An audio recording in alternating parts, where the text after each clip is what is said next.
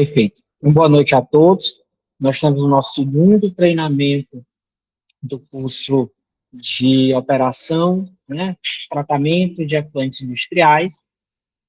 No nosso primeiro encontro, nós já conversamos um pouco sobre o QO, falamos um pouco sobre sólidos solventes totais, falamos sobre sólidos totais, falamos sobre escolhas tecnológicas, tudo isso nós já discutimos no nosso primeiro dia de curso, e hoje é um dia bem bacana, porque hoje nós já vamos falar um pouco mais de tecnologia, né?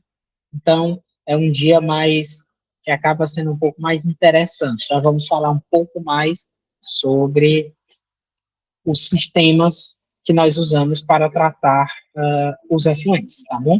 Pessoal, como eu falei na aula passada, nós temos processos físicos, físico-químicos e processos biológicos, né? Isso nós já discutimos e discutimos bem no nosso primeiro encontro.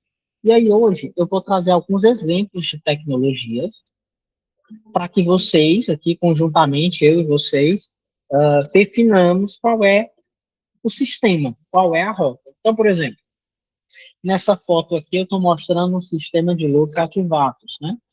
E aí eu faço uma pergunta. Esse sistema de lodos ativados é um processo biológico, é um processo físico ou um processo físico-químico? Só para relembrar o que vimos, processo, alguém tem alguma dica aí? ETE por lodos ativados, processo biológico, perfeito, Karina. Pessoal, olha só, essa é uma parte bem bacana. É possível que uma tecnologia seja usada tanto para tratar efluentes sanitários, como também essa mesma tecnologia possa ser tratada para efluentes industriais? Sim, com certeza. Mas, algumas vezes, não estou dizendo que é sempre, tá, pessoal? Algumas vezes você precisa fazer adaptações, tá bom? Então, ah, vou dar um exemplo aqui. Isso aqui é um lodos ativados, tá? Lodos ativados é um processo biológico. Silvio, eu posso usar lodos ativados para tratar esgoto sanitário? Posso. Tem muitas estações que utilizam a tecnologia de lodos ativados para tratar esgoto sanitário. Silvio, eu posso usar a tecnologia de lodos ativados para tratar chorume? Posso, posso. Vai ter algumas modificações, mas posso. Eu posso usar a tecnologia de lodos ativados para posso usar a tecnologia de lodos ativados para tratar efluentes da indústria de alimentos? Posso. Silvio, posso usar a tecnologia de lodos ativados para tratar efluente industrial de galvanoplastia? Já não vai dar certo. Silvio, posso usar tecnologia de lodos ativados para tratamento de efluente têxtil? Pode, com algumas modificações, entende? Então, com uma mesma tecnologia, pode ser que você consiga tratar efluente sanitário e efluentes industriais, mas geralmente tem algumas modificações. Olha que bacana. Quero ainda falar de lodos ativados. Olha que bacana. Quando você usa lodos ativados para tratar efluentes da indústria têxtil, para tratar. Boa noite, Gabriel. Vou tê-lo aqui. Quando você usa tecnologia de lodos ativados para tratar efluente da indústria têxtil, geralmente você faz modificações. Por quê? Porque além de você querer fazer o tratamento efluente, você também quer remover pó. Então, você ajusta alguns pontos. Você ajusta, por exemplo, o descarte de lodo, você ajusta a idade de lodo, você faz pequenos ajustes. Por quê? Porque esse tipo de efluente requer uma operação, né, uma operação específica, né? Vamos assim dizer. E já, quando você utiliza, por exemplo, lodos ativados, essa tecnologia somente para tratamento de esgoto sanitário, você consegue fazer aqui alguns outros. Boa noite, Denilson. Você consegue fazer algumas outras adequações. Então, é assim que funciona. Mas, perfeitamente, lodos ativados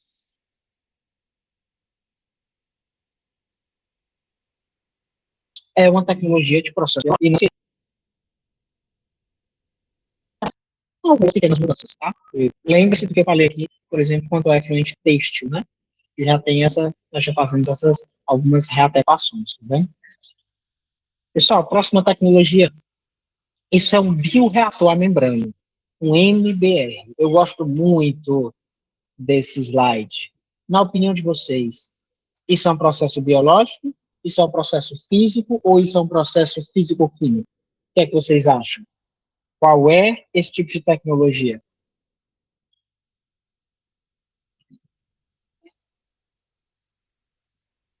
Alguém tem alguma dica?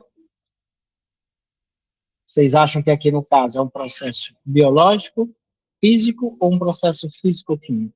Alguém deu uma dica? Olha, eu vou dar uma ajuda aqui. Olha só. Olha só, muito bacana, muito bacana. Muita gente acha que é um processo físico. Sabe por quê? E vocês não estão errados, tá? Muita gente acha que é um processo físico. Aqui eu já vou precisar de um pouco mais de atenção de vocês, porque nós vamos entrar em critérios técnicos. Igual eu precisei ontem, na hora que eu fui falar o que era um reator alta taxa, né? Lembra que eu falei a diferença de um reator alta taxa para um baixa taxa? Se alguém conseguir lembrar aqui qual é a grande diferença de um reator alta taxa para um baixa taxa, ganha um livro especial da Hollenbeck Treinamentos. Alguém lembra qual é o fator-chave que faz com que o reator seja alta taxa? Qual é o fator-chave? E aí, João, quero te dar esse livro. Bora. Me, me faça feliz. Pode falar. Você consegue? Você levantou a mão. Não estou te ouvindo, João. Desculpa. Tá. Com relação o, o lodo, né? E o. Desculpa, só tentar organizar aqui a pergunta. A diferença entre o alta taxa e o baixa taxa, né? Isso, a Quando diferença chave. o baixa taxa é a velocidade com que o micro-organismo, a taxa de permanência do micro-organismo no reator, ela é igual à taxa de permanência do lodo. Sensacional. Sensacional. E alta taxa? Na alta taxa, o lodo ele permanece, né? Tem maior tempo, né? Ganhou o Fica no livro. reator isso, durante Já maior ganhou o tempo. livro, pode me cobrar. O João Pedro está dizendo que no alta taxa você desmembra, não é isso, João Pedro? A Isso. idade do loto do TDAH, não é isso? Você consegue fazer com que o loto fique mais tempo, João Pedro, do que a própria molécula do fluido, não é isso, João Pedro, que você está dizendo? Exatamente. O TDAH, no alta taxa, o TDAH ele é mais, ele passa é menor, né? Ou é o contrário? Sensacional. Sensacional. Lá no alta taxa, você consegue ter um baixo TDAH e uma alta idade de lodo. Não é isso? Você consegue desmembrar. Já no baixa taxa, eles são sempre iguais. Essa foi sua resposta.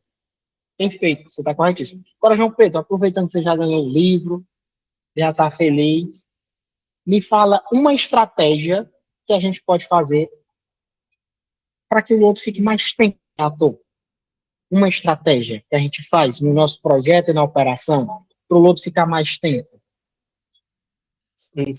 No caso aí, será um filtro para evitar que ele passe, ou uma tela. Um filtro, uma tela, uma membrana que usa um filtro. Ó, essa membrana usa um filtro para reter. Um retorno de lodo, concorda? Você está correto. Ganhou um livro aí. Perfeito. Depois me cobra aí que eu vou mandar para você no nosso grupo. Parabéns, João. Resposta perfeita. Marcos também está correto, mas pelo critério da. Né, Marcos? Aí me permite, pelo critério aí da democracia, o João Pedro foi o primeiro, eu vou fazer a atuação. Vai estar correto, Marcos. Perfeito. Pessoal, sabe por que é que vocês. Eu dei essa aula de alta taxa e baixa taxa, sabe por quê? Porque tem gente que acha que alta taxa é rápido e baixa taxa é devagar. Não é. Não é. Olha só. Uma lagoa, ela trata esgoto com TPH de 20 e 30 dias. É muito.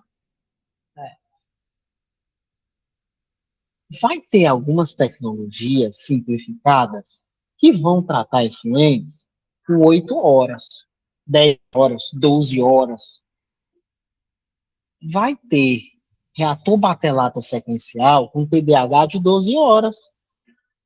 Um reator batelata sequencial que trata efluente com 12 horas e um lodo granular aeróbico que chega a tratar esgoto com 3 horas, aí você fala, então, nesse caso, o reator batelada sequencial, ele pode ser considerado baixa taxa, ele demora 12 horas, e já um lodo granular, um MBR, é alta taxa, ele trata com 3 horas. Não, ambos são alta taxa.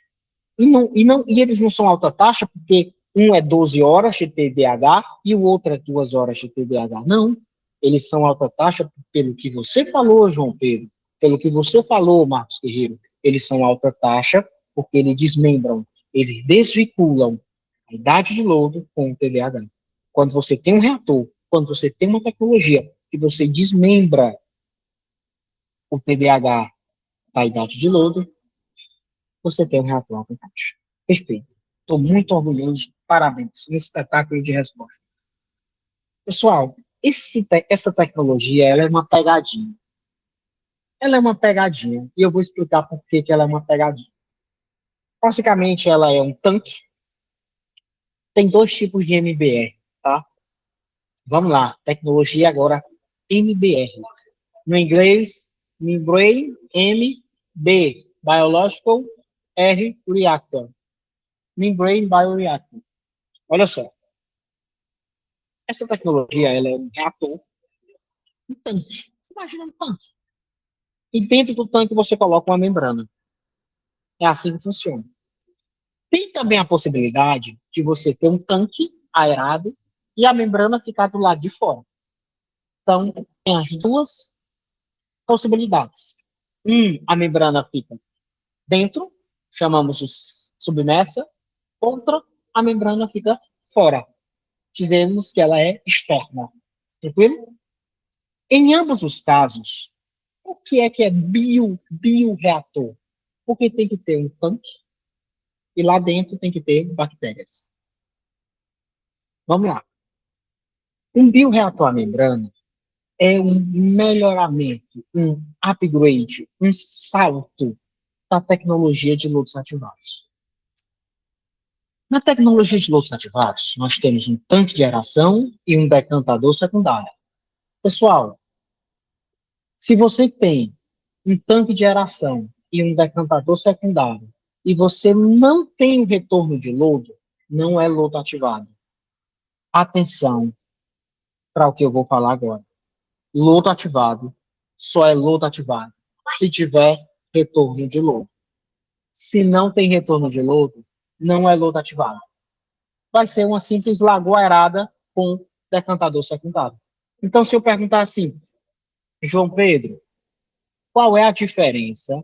Qual é a grande diferença? Tudo bom, Catarina? Ótima noite para você. Bom tê-la aqui conosco. Então, se eu te perguntasse, João Pedro, qual é a diferença de um lodo ativado para uma lagoa aerada com decantador secundário? A resposta é muito simples. Lodo ativado tem retorno de lodo. Lagoa aerada com decantador secundário é só uma lagoa aerada com decantador secundário. Entendeu? Para ser lodo ativado, necessariamente nós temos que ter retorno de lodo. Continuemos aqui. No bioreator à membrana, é muito parecido. Por quê? Porque você tem um tanque aerado. Ele também pode ser anaeróbio, mas vamos considerar principalmente ele aerado, tá? Tem um tanque aerado e tem uma membrana. Essa membrana, ela pode ficar dentro. Se ela ficar dentro, bioreator à membrana. Se ela bioreator à membrana, submersa. Se ela ficar fora, bioreator à membrana, a membrana externa. Nessa foto, vocês estão vendo um bioreator à membrana. Mas nesse caso, na opinião de vocês, é um bioreator à membrana com a membrana interna, submerso, ou é um bioreator à membrana com a membrana externa? Pelo que vocês estão vendo aí nessa foto. Foto que é externa, nós não estamos vendo um tanque, um esgoto, um sistema de aeração, Concorda comigo que ela é externa? Perfeito? Legal. Continuemos. Olha só. Pessoal, um bioreator à membrana, a membrana, ela tem um papel. Um bioreator à membrana, a membrana tem um papel. Fazer com que só passe água e o lodo fique. Então, as bactérias ficam. Pessoal, essa membrana, ela pode ser de dois tipos. Ela pode ser uma membrana de microfiltração ou ultrafiltração. Vou parar aqui, é muito técnico esse conteúdo, então eu vou um pouco mais devagar. E dúvidas, me perguntem. Olha só, as membranas são divididas em quatro tamanhos, a depender da passagem dos poros, certo? Nós temos a membrana de microfiltração, ultrafiltração, nanofiltração e osmose. Nessa ordem aqui, quanto maior essa ordem, menor é a passagem. Ou seja, menos consegue passar. Entendeu? Bioreator à membrana não usa membrana de nano, não usa membrana de osmose. Usa membrana de micro ou ultra. Em regra, tá saindo muito agora com ultrafiltração. O objetivo dessa membrana, por incrível que pareça, não é fazer a filtração da água. O objetivo dessa membrana, por incrível que pareça, é fazer a retenção dos sólidos. Eu vou repetir. No bioreator à membrana, a maior função da membrana, a função primordial, a função essencial, a função chave dessa membrana é fazer a retenção dos sólidos, a retenção da biomassa. Fique aqui comigo, continue aqui.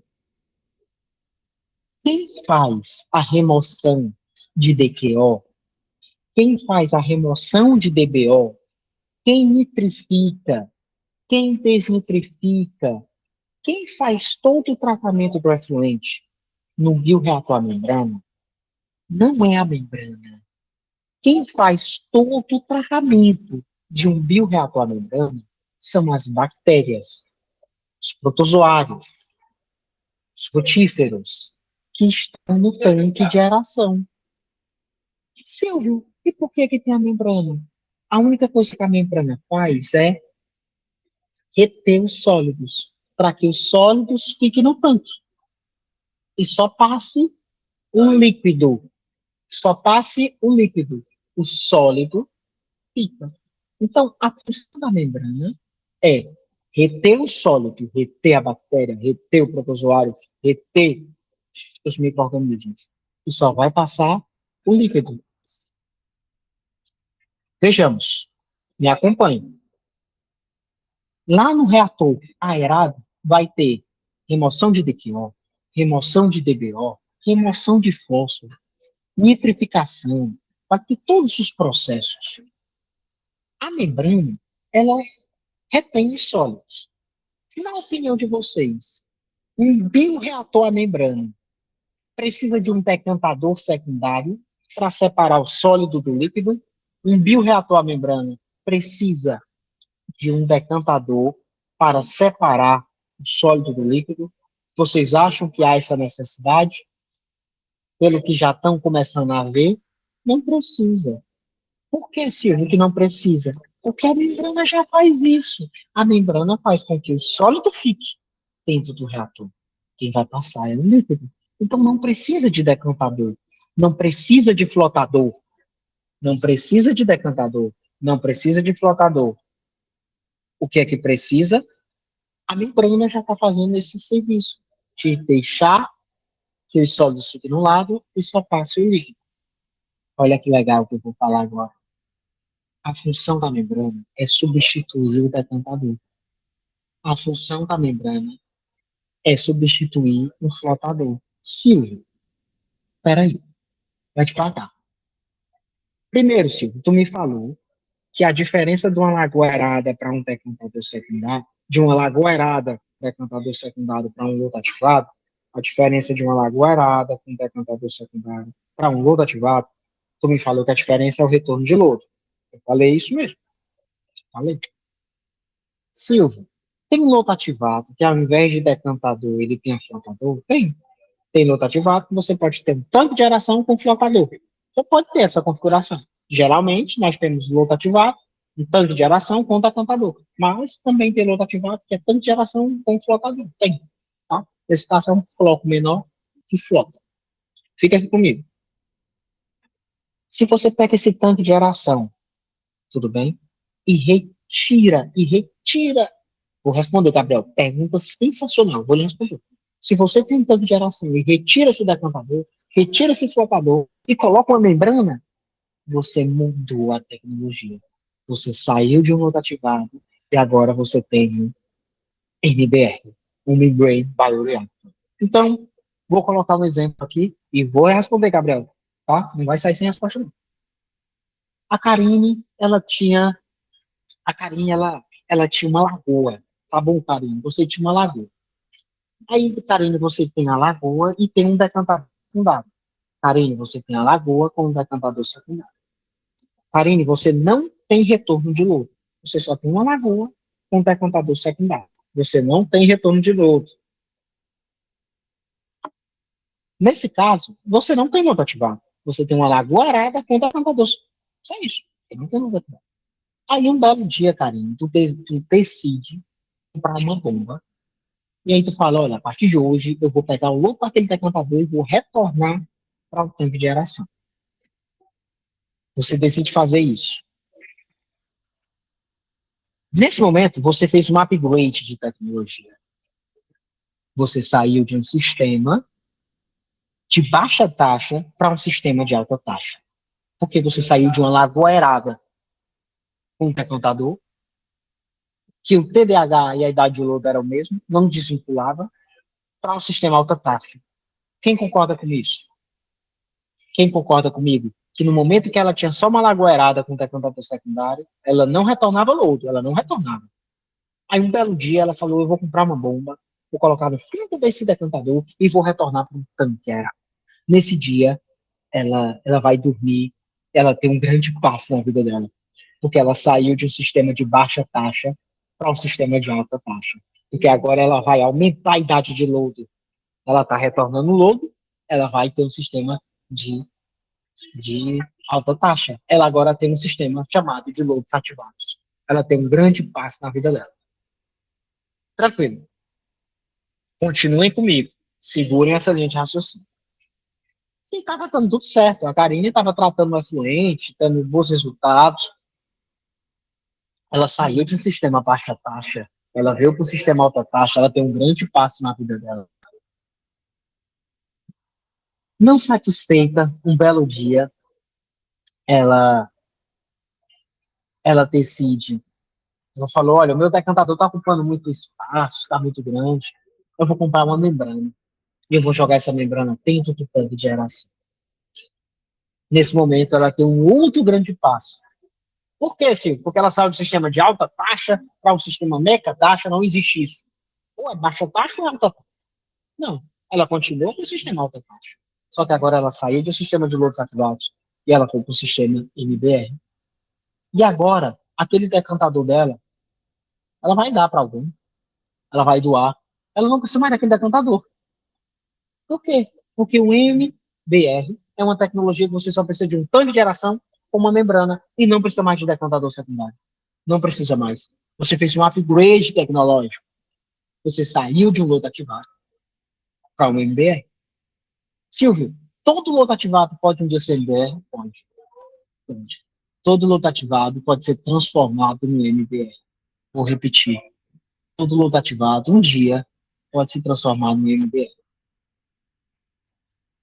Silvio, MBR precisa de decantador? Isso é uma pegadinha. Você, não. MBR precisa de flotador? Não. Você vai visitar uma ET, o cara... Olha, eu tenho um MBR com flotador, você é amigo, e nem que você não sabe o que, é que você está falando. MBR não precisa de decantador. MBR não precisa de flotador. MBR é um tanque que tem os micro-organismos e que é a membrana. Eu vou responder a pergunta do Gabriel, mas antes eu quero fazer uma pergunta para vocês. A membrana, ela é responsável por remover DQO, por remover DBO, por remover nitrogênio, por remover fósforo, ou quem faz tudo isso são os micro-organismos? Quem é que realmente faz acontecer no MBR? Quem é que realmente faz acontecer no MBR? São os micro-organismos, removendo matéria orgânica, DBO, nitrogênio, fósforo, ou é a membrana, que simplesmente faz a retenção dos sólidos? Gabriel matou. É um sistema biológico. É um sistema biológico, Gabriel. Você já matou. Silvio, por que é o sistema biológico? Porque quem faz o trabalho, Érica, quem faz o trabalho, Karine, quem faz o trabalho, João, são os micro-organismos. A membrana está lá como uma barreira física. E você só vai entender que ele é um sistema biológico quando você incorporar esse pensamento, esse sentimento, essa filosofia, esse conceito. Enquanto isso, você vai achar ainda que é um processo físico, porque tem a membrana, e a membrana é física. Ela é física, mas ela não está lá para tratar. Elas só estão lá para separar. Ela só está lá para dizer sólido aqui, líquido lá, sólido aqui. Mas quem removeu o DBO, quem removeu o DPO, quem removeu o nitrogênio, quem removeu o fósforo, quem fez toda a biodegradação foi os micro-organismos. Sensacional. É um processo biológico.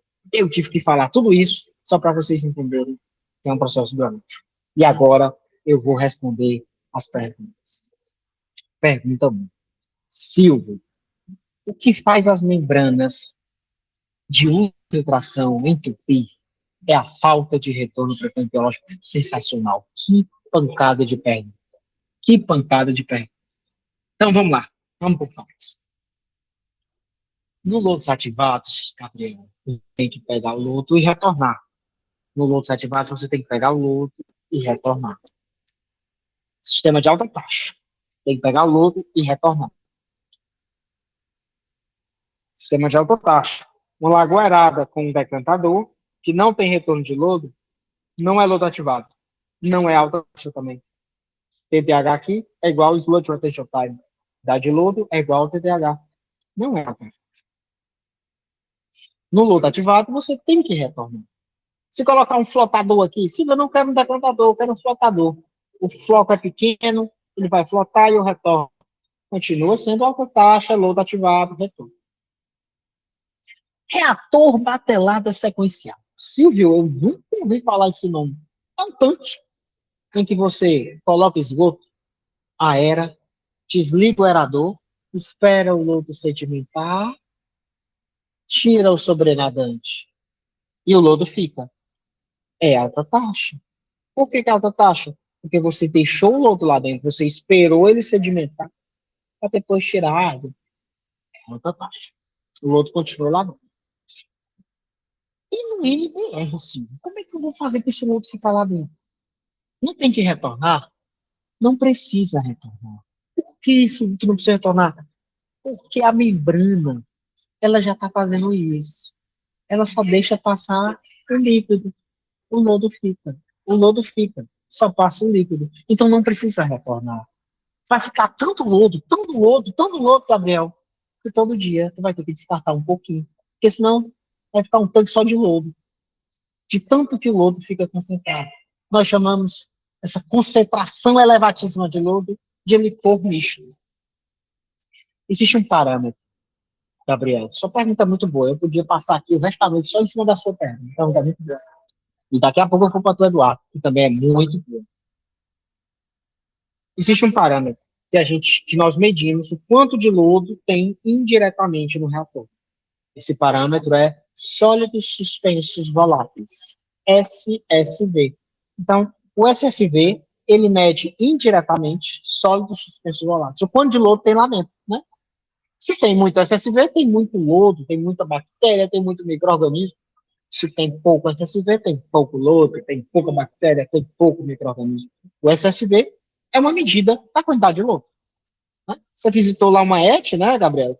Aí o cara falou, olha, essa ET aqui é biológica. Os micro-organismos fazem todo o tratamento, minhas bactérias fazem e acontecem. Aí você, tá bom, me dá uma amostra aí para me fazer SSV, e aí você faz SSV e deu zero. Aí você fala para ele, o seu sistema, ele é qualquer coisa menos biológica. O seu sistema é um sistema mentiroso. E como é que é um processo biológico que não tem SSV, né? Seu processo aí é de uma nova categoria que ainda não foi estimada, classificada e conceituada na literatura. Se uma coisa é biológico, se uma coisa é o tratamento de micro-organismo, tem que ter SSV. Pois bem, chega um momento, Gabriel, que lá no tanque de aeração tem tanto lodo, que o SSV vai lá para as alturas, porque a membrana não deixa passar. A membrana segura. Então não tem que retornar lodo, pelo contrário, tem que tirar, porque senão fica com lodo demais. Porque a membrana já faz isso. Então, olha que legal. No lodo ativado, retorna lodo do decantador secundário para o tanque aerado. Silvio, como é que funciona esse retorno de lodo? Para calcular esse retorno de lodo é sensacional. Depois me perguntem, eu vou ensinar como é que calcula. Mas no MBR já tem tanto lodo, já tem tanto lodo no MBR, tanto lodo, que ao invés de você retornar, você tem que tirar de tanto lodo que fica lá no tanque de aeração. E a pergunta do Gabriel é tão boa que ele pergunta, Silvio, e não vai entupir? A literatura fala comatar, que eles gostam de um nome bonito, né? Comatar, Silvio, não vai comatar? Vai. Por isso que você tem que aerar, por isso que você tem que fazer uma agitação, e por isso que de tempos em tempos você tem que fazer uma limpeza hidráulica na membrana, para que o biofilme, o lodo que fica incrustado na membrana, saia. Senão, vai ficar com muito material incrustado. Mas a verdade é essa. Se não retirar, incrusta demais. Se a concentração de SSV sobe demais, se fica muito lodo, se transforma como se fosse num adensador. No adensador, não é mais nenhum tanque de aeração, é no adensador. Porque a membrana não deixa passar. E agora, passo para a segunda pergunta, que é um espetáculo de pergunta do Eduardo. Essas membranas suportam quanto de retenção, já que é uma forma de decantador? Primeiro, parabéns pela afirmação. É uma forma de decantador. Espetacular. Espetacular. É uma forma de decantador. E quantos elas suportam? Essa concentração de SSV ela é estimada no projeto. Tem projeto que você vai para um SSV, concentração de SSV de até 15 gramas litros, 16 gramas litros. Silvio, isso é muito, isso é muito. Ei, pessoal, 15, 16 gramas litro é tanta coisa. Num lote ativado normalzinho, né? Num lote ativado normalzinho, tu vai chegar no SSV de 3 gramas litro, né? Ou seja, num litro tu tem 3 gramas, em um litro tu tem 3 gramas de lodo. É coisa, né? No MBR, tem MBR que projeta ser para mais de 10 gramas por litro. É 3, 4 vezes mais. Olha, o MBR é um processo biológico, certo? O MBR é um processo biológico. O MBR, ele é uma evolução do lodo ativados, porque ele consegue ter mais lodo. Ele consegue concentrar mais biomassa. E quanto mais biomassa você tem, mais você ganha tempo, mais você ganha desempenho. Mas, ao mesmo tempo, mais você comata. Então, se tem muito lodo, comata muito. Mas se tem muito lodo, tu trata muito rápido. Tu consegue tratar rápido. Por quê? Porque agora eu quero falar de uma relação que é muito importante para o tratamento de efluentes industriais. Eu quero falar da relação alimento-microorganismo.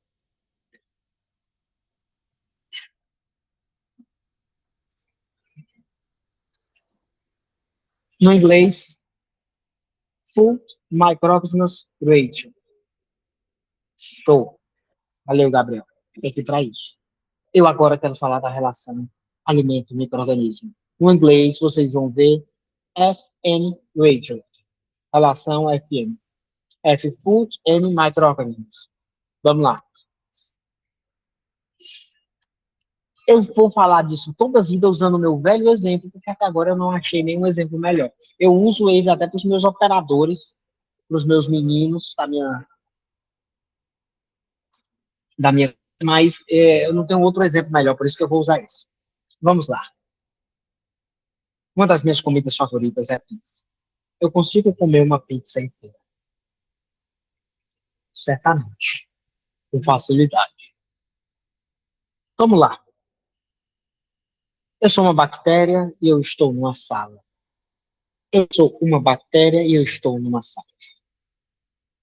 Se você me entregar uma pizza, eu como aquela pizza completa. Não vai sair nada da pizza. Então, eu sou uma bactéria e eu estou numa sala. A sala é o reator e eu sou uma bactéria. E você me entregou uma pizza e eu comi a pizza por inteiro e não sobrou nada. Eu estou satisfeito. Tudo certo. Eu cresço feliz, forte e satisfeito porque você está me tratando bem. Você me deu uma pizza, eu comi por completo. Se você não me dá uma pizza por completo, se você só me dá uma fatia, eu fico triste, eu fico fraco, eu começo a consumir a gordura que há em mim, eu começo a murchar, a ficar como o cearense usa esse termo. Tem várias pessoas aqui que não são cearenses, mas no Ceará nós usamos o termo mufino. No Pará também usa mufino. Eu fico mufino. Por quê? Porque eu fico triste, para baixo, cabisbaixo, sem energia. Eu queria mais. E se você continuar dando só uma fatia, eu vou ficar cada vez mais fraco a ponto de morrer. Por outro lado, se você me entregar 5 pizzas, no primeiro momento eu vou ficar feliz. No primeiro momento, porque eu tenho um olho gordo, então eu vou comer as 5. Mentira, eu não vou dar conta. Se você me der pizza demais, pode ser até que eu adoeça. Na doença que nós chamamos no Ceará, na doença da gula. E sabe o que é que vai acontecer? A pizza vai estragar. Só que quando a pizza estraga, ela é lançada para fora. A pizza é a DBO. A pizza é a DBO. Eu sou a bactéria, a sala é o reator. Então vocês já entenderam muito bem. Vocês já mataram a charada. Se você tem uma sala, um reator com uma bactéria, se você manda muito pouca comida, a bactéria morre. A bactéria fica muito fina, a bactéria fica triste, a bactéria vai se autoconsumindo. Esse autoconsumo nós chamamos de endogenia. Endogenia. A literatura vai chamar de respiração endógena, de autólise e vários outros termos no inglês, né? Internal respiration microorganisms. Então, low. Então, vai ter vários tipos de nomenclaturas para simplificar, dizendo que o micro-organismo vai consumir o que há internamente. E se você dá comida demais, você estraga. Você estraga. A TQO vai sair. A DBO vai sair. Então, com essa pequena explicação, você vai tirar conclusões. Quais conclusões você tira da conclusão do Silvio em analogia com uma sala, uma bactéria e uma pizza, que foi o que você aprendeu hoje? Vamos tirar conclusões.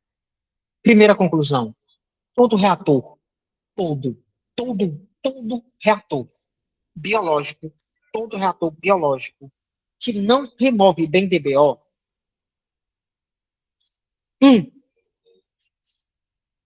tem alguma coisa que está inibindo as bactérias, alguma coisa tóxica.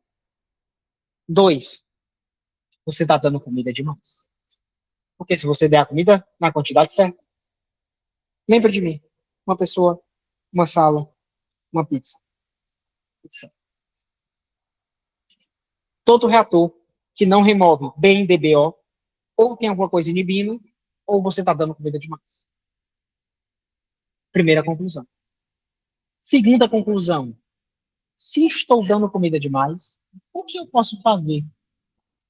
Ou reduz a quantidade de comida, ou chamar alguém para comer pizza comigo. Chama outra bactéria.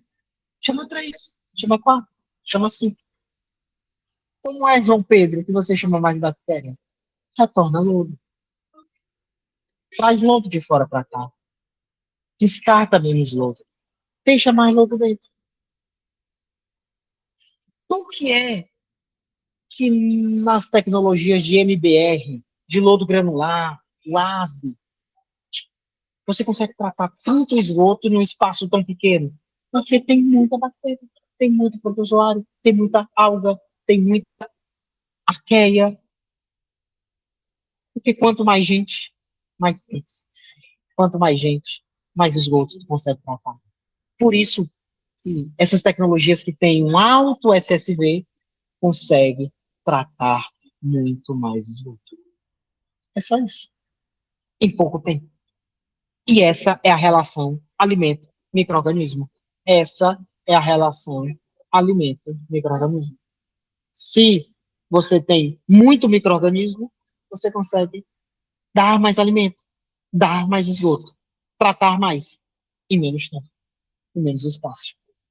Se você tem pouco microorganismo, pouca bactéria, você tem que dar pouco esgoto, pouco comida.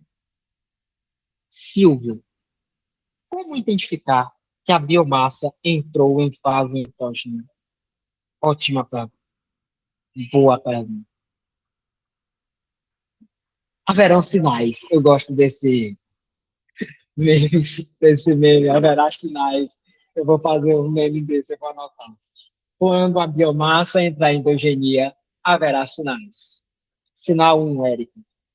Concentração de SSV começa a diminuir.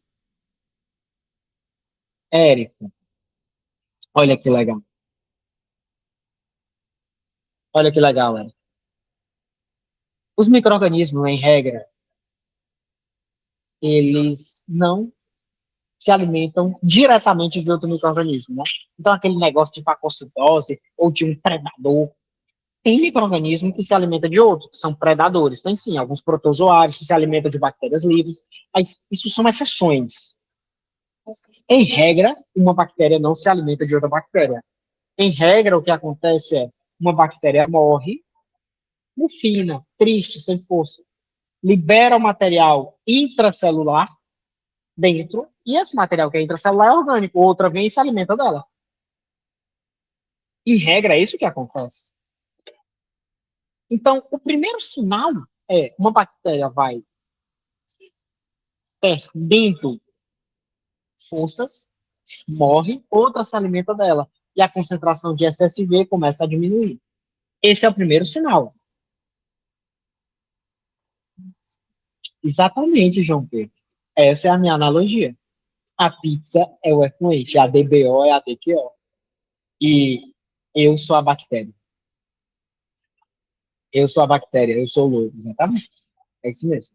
Eu usei eu mesmo como esse exemplo, João, porque uma vez eu usei um aluno como exemplo na sala, e no final da aula ele falou dizer, professor, se eu quis dizer que eu sou uma bactéria, aí eu preferi eu mesmo me colocar na condição de uma bactéria. É, vou responder o Everton, mas vou terminar, Érica, dos sinais. Primeiro sinal, Érica, seu SSV começa a diminuir. Segundo sinal, Érica. Érica, quando você come pizza, quando você está em bem com a vida, você fica gordinho, né? Você fica bem fortinho, você sedimenta bem. O lodo tem uma boa sedimentabilidade. Ele é bonitinho, né? Todo, né, ali, todo formadinho. Quando o lodo tá com fome, Érica, é um negócio tão triste, fica esfacelado, como diz lá no Ceará, filamentoso. Então, ele perde liga. Essa liga, tem gente que chama de EPS, tem gente que chama de material intracelular glicogenado, vai ter N literaturas aí para determinar. Mas quando ele está bem, ele tem politroxalcanoato, ele tem glicogênio, ele tem EPS, ele é todo arrumadinho, ele sedimenta bem, ele está bem criado, né, Érica? Quando ele não está bem alimentado, Érica, ele não sedimenta, ele flutua, ele não tem mais força, coitado. Então, ele não sedimenta bem. Primeiro lugar, o SSV baixa. Segundo, ele não sedimenta mais bem, ele fica filamentoso, fica parecendo um lodo esfarelado, sabe? É pena. Terceiro, ele para de consumir OD, se ele for aeróbio. Se ele for anaeróbio, a atividade metanogênica dele vai lá para baixo. Então, ele perde atividade. Se ele for aeróbio, ele tem uma respirometria ruim. Se ele for anaeróbio, ele tem uma AME ruim. Érica, eu te respondi. Estou. Sua pergunta foi muito boa, tá? Haverão sinais. Vou fazer um post sobre isso. Doutor Everton, remover o biofouling do MBR. Eu vou explicar esse biofouling. Estou estudando, né? Estou estudando. Remover o biofouling do MBR é mais difícil do que remover o fouling? Ótima pergunta. Ótima pergunta. Olha só. O biofouling, pessoal, fouling é o termo no inglês para formatar, entupir, incrustar, beleza? Fouling, na linguagem do bom cearense, que aqui nos fala, é entupir. Olha só, o fouling, ele é composto, em regra, por substâncias inorgânicas. Também pode ter substâncias orgânicas, mas em regra inorgânicas. E o biofouling é o biofilme, são os micro-organismos que fizeram ali a colmatação. Biofouling é um biofilme que entupiu as camadas das membranas. Fouling, micro-organismos, fouling, geralmente, compostos inorgânicos que fizeram essa colmatação. Por exemplo, você pode ter o biofouling pelas bactérias lá, colmatando e entupindo. E você pode ter o fouling pelas substâncias inertes que estão ali, né, que colmatam os paredes. Pessoal, a remoção deles depende demais. Então, é muito variável. Em regra, biofouling é o grande problema. Em regra, biofouling é o grande problema. Por quê? Porque esse biofilme, quando ele faz essa carga aí com material gelatinoso, é bem complicado de retirar. Então, em regra, o biofouling é bem complicado. Mas tem alguns foulings que são, por exemplo, imagina que tu adiciona alguns tipos de polímeros, é bem difícil de remover. Causa um fouling violento.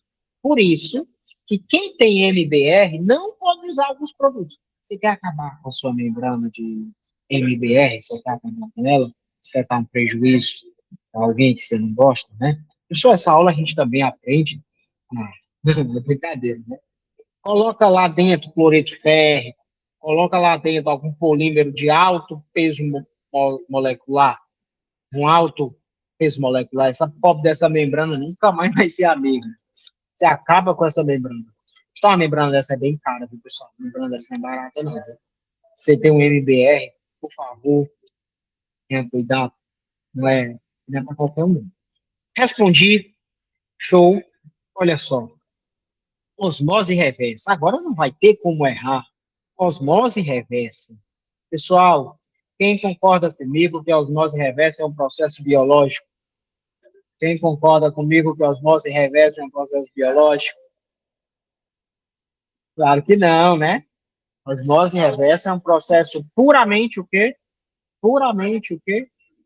Osmose puramente físico. O pessoal agora ficou com medo de responder. Pessoal, osmose, você não tinha medo. Osmose é simples, pessoal. É uma barreira. Só vai passar H2O. Só vai passar H2O que não for.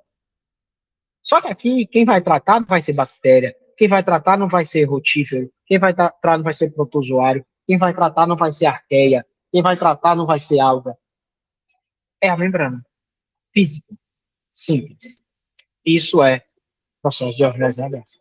Silvio, eu posso ter uma MBR e depois ter uma osmose no polimento? Pode. Pode. Inclusive, tem muita tecnologia assim, né?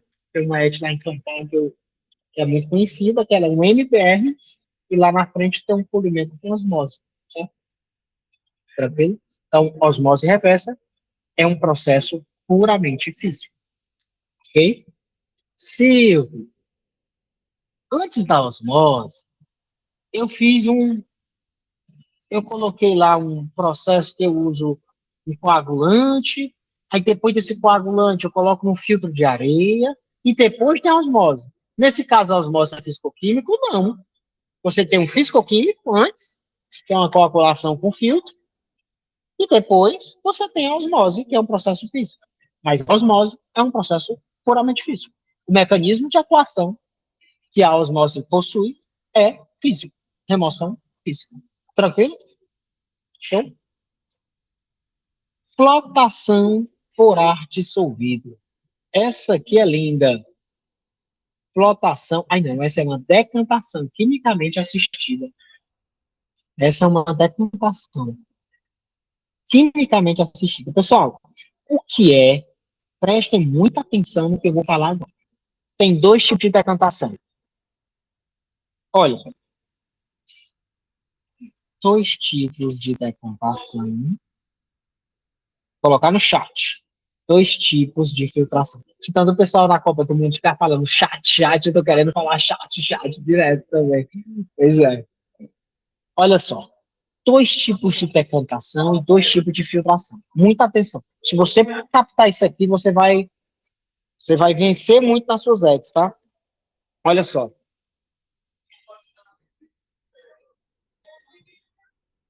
Nós temos a decantação simples. O que é a decantação simples? Coloca um efluente, deixa parado e pronto.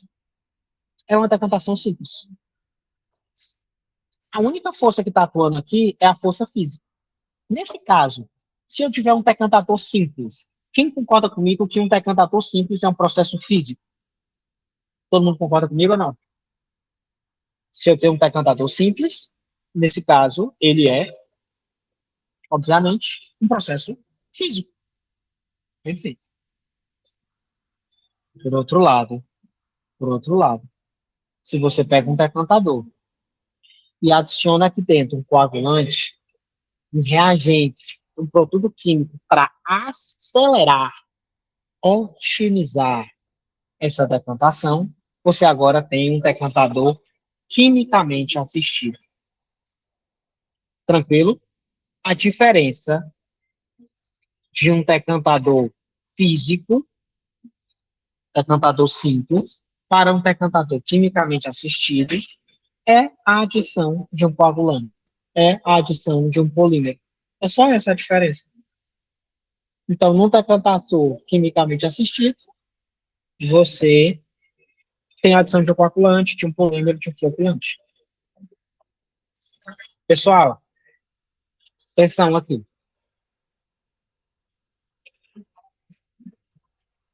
Na decantação quimicamente assistida, você ganha duas coisas: tempo e eficiência.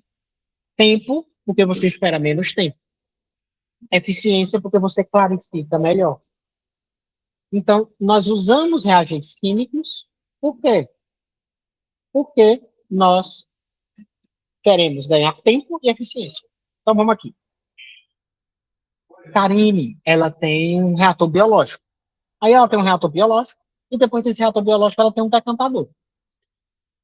Esse decantador, ela não dosa nada. Então, ele é um decantador simples. Que rege ali são as forças físicas. Mas ela está com pressa, ela precisa clarificar mais rápido, ela precisa ganhar em performance. Aí ela decide dosar cloreto férrico. Ela decide dosar tanino, Maurício. Nesse momento, transformou, converteu aquele decantador simples num decantador quimicamente assistido. Ficou claro isso? Então, cuidado.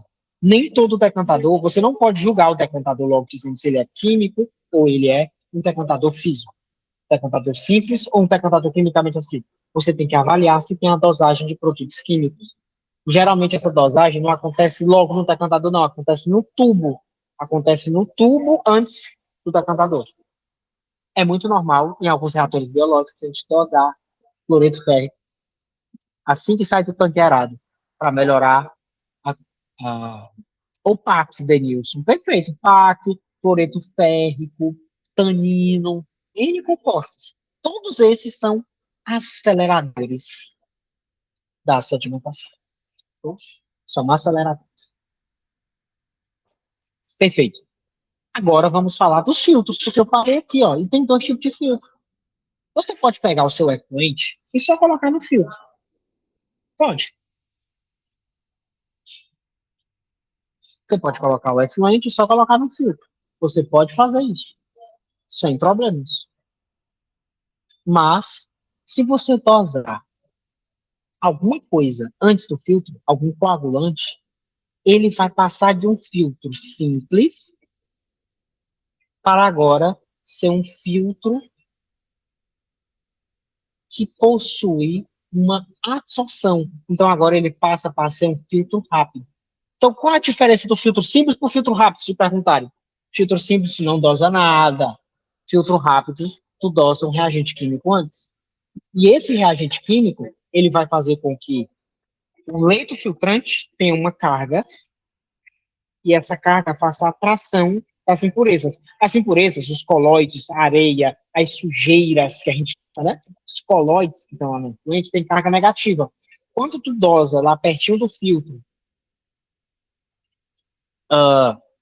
um impacto, um cloreto férrico, algum composto bivalente ou trivalente, você muda a carga do colóide. Aí ele fica com carga eletropositiva. O leito filtrante tem carga eletronegativa.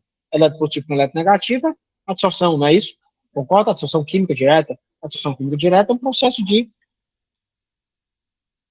atração química. E esse processo de atração química acelera o processo do leito filtrante de filtração. Então, é por isso que muitas vezes você converte filtro simples em filtro rápido pela adsorção de um composto bivalente ou trivalente. A diferença de um decantador simples para um decantador quimicamente assistido é a adsorção, a adição de um coagulante, de um floculante. A diferença de um filtro simples para um filtro rápido é a adição de um coagulante, para que os colóides mudem a carga e o filtro a satisfação. Entenderam aí, né? Importante. Se você quiser ganhar tempo e eficiência, adicione um coagulante ou um composto que acelere a degradação ou que melhore a filtração. Beleza? Vamos nós. Daqui a pouco eu vou dar uma pausa para o café. E agora, o flotadorzinho por ar dissolvido. Pessoal, o flotador por ar dissolvido, ele é um processo físico ou ele é um processo biológico ou ele é um processo físico-químico? Agora é com vocês. O que vocês acham? Um flotador por ar dissolvido é um processo biológico? É um processo químico ou é um processo físico-químico? Quem acha que é um processo só físico? Quem acha que é um processo físico-químico?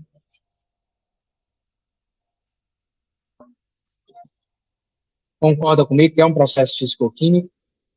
Por quê? Porque a flotação em si, ela é física, né? E você adiciona água e a água sobe. Mas, em regra, os flotadores, eles são skids. Vocês vão usar muito esses termos, tá? Skids, muita gente não sabe o que significa skid, pessoal, é um sistema completo, compacto.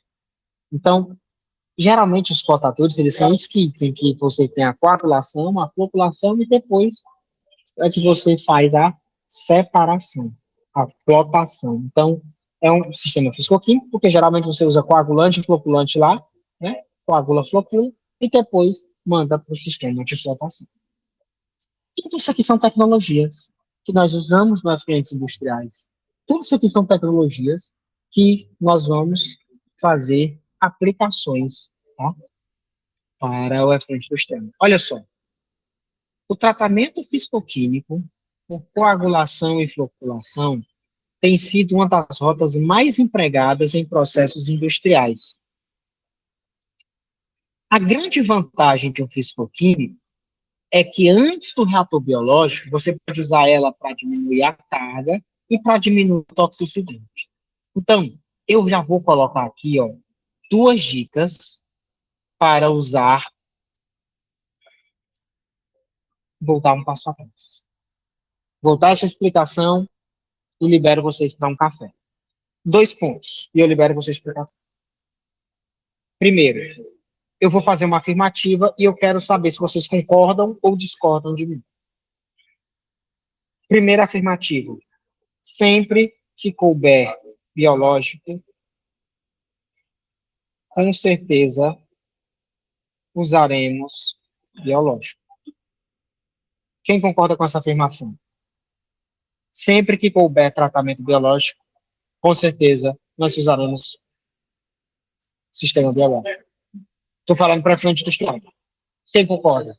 Que sempre que ele tiver uma brechinha, a gente entra. Pode falar, Gabriel. Estou aqui para isso.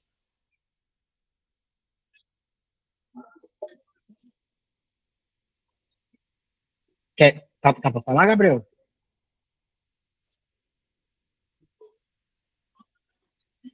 Eu vou continuar aqui. Se você quiser falar, pode ficar à vontade, beleza? Perfeito, concorda. Levantou a mão, concordando, perfeito. Alguém mais concorda, além do Gabriel? Alguém mais está comigo? Que sempre que couber biológico, a gente vai usar biológico? Concordo. Vamos colocar aqui só alguns argumentos. Primeiro argumento. Em tese, biológico não gera lodo químico. O que é lodo químico? Lodo biológico tu pode fazer compostagem, lodo biológico tu pode atribar, lodo biológico tu pode fazer um monte de coisa. Lodo químico. Segundo, rato biológico, em regra, não precisa estar comprando produto químico. Físico-químico tem que ser produto químico. Físico-químico, se não tiver, Gabriel, tratamento mais barato, muito mais barato, menos, mais sustentável, né? É muito mais sustentável um reator biológico do que um. Então, a primeira afirmação está todo mundo comigo. Vou fazer outra afirmação, porque hoje eu estou com vontade de fazer a afirmação. Tem um ditado lá no Ceará, eu não sei se o Gilmar está aqui, eu gosto de usar o Gilmar, porque o Gilmar eu posso falar o que eu quiser com ele. Tá no Ceará que diz assim, ó, se acabou o milho, acabou a pipoca. E eu vou lançar um novo ditado aqui. Se não tem DBO, não tem biológico, né? É até idiota isso aqui, mas não tem DBO, não tem biológico. Só tem biológico, só tem DBO. Eu acho tão bonito o povo que fala, é o meu reator biológico. É quando é o DBO de entrada, 100. O que esse reator biológico está fazendo da vida? Um 100 de DBO. 100 de DBO já está enquadrado, amiga. Teu esgoto já está tratado e tu não sabe. Eu não sei quanto é que está na Coema, na Conama, mas 100 é, não é? Né? Aí eu tenho um reator biológico. Quando é tua DBO? 70. Então esse fogo já está tratado, não? Não tem pizza. Gostei, Larissa. Aí, Larissa, que pancada. Não tem pizza. Não tem DBO, beleza. Então, se for biológico, vai de biológico. Só que tem regras. Regras. Tudo na vida tem regras. E tem regras que você tem que usar físico-químico antes do biológico. Regras. Pronto. Se você aprender essas regras, acabou. Porque o pessoal quer complicar. Eu não sei por que o povo não quer ensinar também. Acho que quer o conhecimento só para eles, coisa feia. Tem regras. E você vai lembrar de mim quando elas acontecerem com você. Primeira regra. Se você for usar biológico e tiver uma carga tóxica no bruto, obrigatoriamente, você deve usar um físico-químico antes. Essa é a primeira regra. Sempre. E ela é óbvia. Se tem alguma coisa tóxica, tu vai entregar logo pro biológico? Não. Tira a toxicidade e entrega pro biológico. É uma proteção. O físico-químico, ele pode ser... Olha só, Maurício, o físico-químico, ele pode ser usado em duas coisas. Ele só pode ser usado nessas duas. Ele não pode ser usado de outra forma. Ele ou é usado como proteção, ou ele é usado como polimento. O físico-químico ou é usado como proteção, ou ele é usado como polimento. O físico-químico ou é usado como proteção, ou ele é usado como polimento. Físico-químico como proteção, antes do biológico. Físico-químico como polimento, depois do biológico. Como proteção, ele remove e entrega para o biológico. Como polimento, ele termina, ele finaliza, ele acaba. Silvio, eu posso usar ele como os dois? Pode. Pode ser que você tenha um físico-químico protegendo, biológico, e depois o físico-químico finalizando, matando, enquadrando. Pode. Silvio, tu já viu? Eu já vi físico-químico, biológico com físico-químico. Eu já vi físico-químico com biológico. Eu já vi biológico com físico-químico. Vou repetir. Físico-químico com biológico, o físico-químico está protegendo o biológico. Perfeito, Cabel. É muito comum, porque vem uma carga muito grande de sal. Boa. Que pancada. O que o físico-químico faz aí? Protege. Tira o sal, tira essa carga e entrega para o biológico. Biológico, agora você vai. Agora você vai. Perfeito. Proteção. Tirou a carga de sal, porque na carga de sal que podia ser inibidora. Inibir os micro-organismos de desenvolverem o seu melhor metabolismo. Tira a carga de sal e entrega para o biológico. Tem casos em que é o biológico logo, entrega para o biológico, e no final o físico-químico vem só para finalizar, polir. E tem casos que é antes e depois. Nesse caso, ele protege o biológico e depois faz o polimento.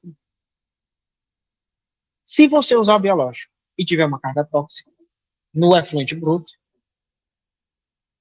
perfeito. Mas perfeito. Mas olha só, João Pedro, quando você corrige o pH e faz uma mistura, querendo ou não, é um processo físico-químico ali, né? Misturou, entendeu? Olha só, olha só. Olha que legal que eu vou falar aqui agora. Se o teu efluente tiver muito, muito, muito sólido, João Pedro, muito, muito sólido, João Pedro, muito sólido, tu sempre tem que ter um físico-químico antes, João Pedro. Tu não pode entregar para o biológico. Deixa eu te dar um exemplo, João Pedro. Tu trabalha numa empresa de laticínio, tu trabalha numa empresa de alimentos que tem muita, muita gordura, João Pedro. Tu pode pegar esse efluente e entregar logo para o biológico? Não pode. Tu tem que fazer um físico-químico, retira aquela gordura, retira aquela carga de sólidos pesada e depois entrega para o biológico. Porque se tu entregar aquela carga toda para o biológico, é muita pizza. É uma pancada. Sólido demais. Tira, equaliza e vai, biológico. Agora você trabalha. Então, eu tenho duas regras para vocês. Tem alguma coisa tóxica? Coloca um fisicoquímico antes. Protege o teu biológico. Muita sólido, muita gordura, carga absurda, coloca um fisicoquímico antes. Protege o teu biológico. Nenhum desses casos, entrega para o biológico logo. Vá, meu filho, faça seu nome. Depois você entra com fisicoquímico para polir. Todo mundo entendeu? Show. Então, a grande vantagem do fisicoquímico é reduzir carga orgânica fluente, é impedir Carga elevada de gordura, Denilson, o que é que tu faz? Fisicoquímico antes, depois entrega para o biológico. Foi a Amanda, então, fisicoquímico antes, depois entrega para o biológico. O que conseguimos remover com o fisicoquímico? Remove metal, remove gordura, remove carga de sólidos muito elevada, protege o biológico. Protege o biológico e depois segue-se o tratamento. É isso. Essa é a configuração principal. Pessoal, vou parar aqui, intervalinho, 15 minutos. Nós continuamos. Everton, prepara os nossos slides. Oi, João. Pode falar, meu amigo. Silvio, boa noite. Eu só queria tirar umas dúvidas, Boa noite. mas Claro, meio atrasado, disposição. Claro. sobre o conteúdo de ontem ainda, né? Da sua aula de ontem. Aí eu só Perfeito. algumas dúvidas, né, que surgiram. Ontem você conversou bastante sobre a primeira etapa, né? Sobre conhecer o efluente, né? Que é uma das etapas mais importantes, né? Para definir o método. Perfeito. No caso, né? Só passando aqui um caso, né? O meu caso, né? Atualmente, Massa. só Massa. para a gente alinhar melhor. É, no caso de um efluente, né? Industrial, né? Uma indústria de beneficiamento de água de coco, né? Só água de coco, né? O produto, o Tá. único produto é água de coco. A gente faz a extração, né? Pasteurização e invase, né? Então a gente faz o Perfeito. CIP, passa o CIP passa um CIP toda noite a gente faz um CIP. Então aquele pico de você falou ontem também sobre a importância do monitoramento da vazão, né? Então Perfeito. tem um pico de vazão durante o CIP. Então o que gera Perfeito. mais efluente é durante o CIP. Nesse momento, né, que a gente faz a limpeza de tubulação, né, e para remover resíduos de água de coco, a gente utiliza soda, né, uma, uma baixa Perfeito. concentração, depois tem enxágue. Então, nesse efluente, a gente tem esse resíduo de água de coco, né, e tem esse resíduo químico de soda. Então, os resíduos que vão para esse efluente são esses. Tá. Durante o dia tem outros, ou tem efluente também, mas uma resíduo de lavagem, né, de coco, então não tem tanto produto químico, mas tem um pouco de matéria orgânica, né, junto com esse efluente. Como que Tá. eu faria o, o monitoramento dele para me definir o método que eu vou utilizar? Porque durante a noite eu tenho eu quero dizer, do ponto de vista, como que eu vou coletar uma amostra representativa desse Eu meu entendo. efluente?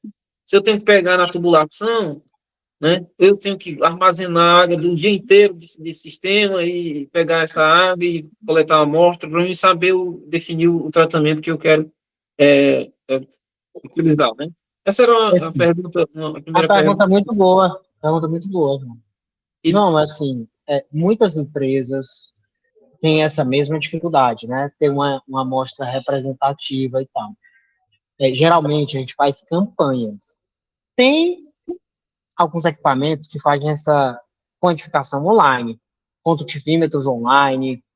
Hoje tem tecnologia que realmente, agora são caras. O que eu recomendo, efetivamente, é que você, de tempos em tempos, faça campanhas para avaliar a variabilidade do seu efluente ao longo das 24 horas. Quem trabalha em laboratório, Gilmar, Maurício, quem fez doutorado, mestrado, a Érica também, a gente fazia muito isso, a gente virava a noite no laboratório, cara. Virava a noite, né? E sabe dizer aí. Vira a noite, coletando e fazendo a amostra batelada de 24 horas. Então, é claro que nem todo mundo, às vezes, o cara não quer pagar a gente para a gente fazer, né? Mas a gente quer explicar direitinho que é importante ter uma amostragem significativa, mas às vezes o cara não quer pagar para a gente fazer essa amostragem da variação. Mas é importante. O medidor de vazão, aquele que eu falei ontem, ele é bom porque ele diz bem direitinho, né? Ao longo do dia, essa variação, os picos. Mas a mudança do efluente ao longo do dia realmente tem que ser por uma campanha analítica de coleta, viu? É braçal. É um serviço que lá no Ceará a gente chama de serviço de homem que não tem fidelidade da sua cônjuge, né? É um serviço pesado, infelizmente. É campanha mesmo. Hein? Beleza. Sim. Então, só fazendo esse monitoramento contínuo, né, com relação à atualidade, né? E porque um dos parâmetros para a gente definir, né, que você comentou ontem, né, os sólidos, né, totais dissolvidos, um dos parâmetros que você comentou que é muito importante para definir o método, não dos sólidos totais dissolvidos, né, e a razão DBO, DQO, né? Perfeito, perfeito. Então, A razão durante o dia, TBO-TQO, isso. então, durante o dia eu teria que fazer o monitoramento desses parâmetros durante o dia todo? O que é que eu recomendo, né? O que é que eu recomendo? Ah, primeiro lugar, se você já percebe que está tendo essa variação ao longo do dia, eu recomendo que você faça primeiro, né, 3, 4 dias na semana, para você ver se está variando ao longo da semana. Porque assim, João, imagina que tu tem um pico de DQO no ponto, mas que aquilo ali é diluído ao longo do. Então, às vezes não faz nem tanta diferença. O que importa é tu saber se está tendo uma variação muito grande ao longo da semana. Então, como é que eu faria se eu estivesse no seu lugar? Segunda, quarta e sexta. Eu faria a DQO, por exemplo, de manhã no dia, de tarde no outro, finalzinho da noite outro. Então, eu já teria ideia se a DQO está variando ao longo desses horários. Está variando muito, eu mapearia. Não, ó, vou pegar um dia agora e vou fazer essa TQO, por exemplo, de 4 em 4 horas. Então, primeiro eu ficaria na DQO.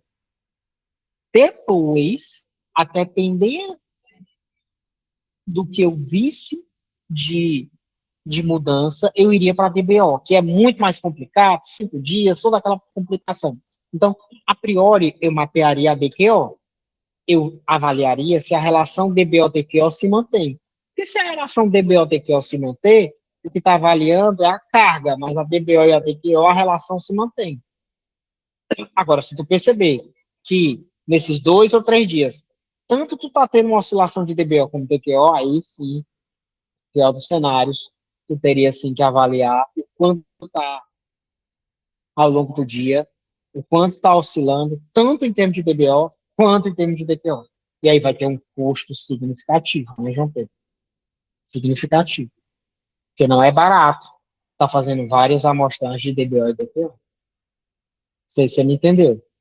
Então, primeiro eu faria DQO em diferentes pontos, diferentes horários, diferentes dias. Se eu visse que está tendo uma variação muito grande, se for uma variação grande, para mim acima de 20%, 30%. Para mim abaixo de 20%, eu tolero. Acima, subiu de 20%, 30%, aí eu já não tolero mais não. Aí a variação tem que investigar. A priori eu ficaria em DQO, verificaria se a relação DBO-DQO se mantém. Se sim, aí também iria para TBO. Agora, tudo isso tu tem que fazer um planejamento amostral, porque tudo isso, João, tu vai gastar, né? É muita análise, né? Entendeu, João? Ficou mandando claro? Sim, entendi. Beleza. Só mais um Claro, ponto. à disposição. Com relação à legislação, né, uma, não me recordo aqui o número da COEMA, né, que fala sobre os padrões, né, de emissão de efluente, né, Uhum. para se o efluente tratado ele for direcionado para sei lá, um rio, né, se for disposição sobre o solo, né, ele estabelece todos os parâmetros, né. E Uhum. a ideia, né, como a gente trabalha só como a gente trabalha com beneficiamento de coco, né, tem um bagaço, um resíduo da casca de coco que a gente pode utilizar para compostagem, né? Na legislação não especifica, não sei se você conhece, não especifica os padrões que a gente pode lançar. Onde que se enquadraria? Se enquadraria sobre o solo, a disposição, porque não tem sobre para esse fim, né? Tem que utilizar a água nesse fim. É o seguinte, o efluente, a coema. Você fala do Ceará, João? Você fala do Ceará? Isso. No Ceará, o reuso do efluente tem na coema 217. O reuso do efluente. E já o resíduo sólido, o sólido, utilizado para compostagem, você pode olhar CONAMA 498/2020, fazendo um agregado. CONAMA 498/2020. Então, o líquido, COEMA 0217. O sólido, agregando no biossólido, CONAMA 498/2020. Inclusive, eu acho que esse vai ser um tema que vai ser do nosso curso de setembro. Reaproveitamento de lodo, biossólido, aplicação no solo e aplicação agrícola. Acho que vai ser o nosso tema de setembro. Beleza? Beleza. 217 para o efluente e... Essa 217 é a que eu tinha visto mesmo sobre É o do descarte do efluente, isso, no Ah, solo. mas E a é, CONAMA mas não, Silvio, 498. Oi, oi, Gilmar. boa Vai, noite. meu irmão. Boa noite. João, eu queria fazer um comentário aqui sobre variabilidade de efluente. A gente fez um Perfeito. estudo de um efluente industrial e ele tinha uma grande variabilidade de pH, de concentração de materiais. Ele é um efluente industrial. E aí, qual foi a decisão que a gente tomou diante de tanta variação? A gente decidiu fazer uma pré-oxidação do efluente e deixar todo mundo igual. Assim, a ideia da pré-oxidação é que não importava a variabilidade do efluente, depois que eles eram pré-oxidados, todos iam para o fisicoquímico com PAC e polímero e todos reagiam. Por quê? Como ele tinha uma grande variabilidade de pH, a gente testava PAC, aí em momentos não funcionava porque o pH estava ácido, aí tinha que mudar para outro produto. A gente testou depois outro produto, aí ele vinha com um pH básico. Então a gente adotou correção de pH e uma pré-oxidação. E aí tudo reagia de uma forma só, de uma rota só. Então a gente fez esse estudo, como o Silvio está citando, a gente testou várias rotas aqui. A gente testou principalmente DQO, a DBO dele era muito baixa, a recalcitrância era alta. E aí a melhor decisão que a gente tomou foi o quê? Equalizar, mudava o pH e pré-oxidava. E aí seguia uma rota só, ou seja, a gente fazia um pré-tratamento dele antes de entrar na rota de tratamento definitivo, certo? Era só para te mostrar que um exemplo que a gente teve aqui que tinha essa variabilidade e a gente optou por fazer um pré-tratamento antes, é como se estivesse adequando ele para o que a gente queria. É isso que eu queria te falar, né? Valeu. E a Érica ainda contribuiu aqui, né? Ó, da importância desse estudo em lab, né? Muito importante. Oi, João. Concordo totalmente, Érica. Gilmar, obrigado pela dica, mas tipo, seria um tanque, né? Então, o pré-tratamento seria o inicial tratamento, todo resíduo, água residual, vou direcionar para um tanque, e quando eu tiver um certo volume, eu Mas faço o aí, João, tratamento. só tem um detalhe aí, né? É porque o Gilmar ele já tinha ciência do problema. É como se tu ainda tivesse que fazer esse mapeamento para entender o tamanho do teu problema, entendeu, João? Sim, não, só entendi. É por isso que a Érica colocou, né, ó, que na verdade você tem que fazer esse mapeamento, de repente aí até em laboratório externo e tal, conhecer tudo, fazer realmente esse diagnóstico do teu efluente, um raio-x do teu efluente. O exemplo do Gilmar, ele já tinha um macete de onde que ele ia. Ele pré-oxidou porque ele já sabia o pré-oxidante, ele já sabia a concentração, ele já tinha um caminho. Na cabeça dele, ele já, entendeu? Ele já sabia para onde atirar. Se tu não sabe para onde atirar, João, tu ainda tem que conhecer, diagnosticar. Vocês entenderam a minha linha de raciocínio?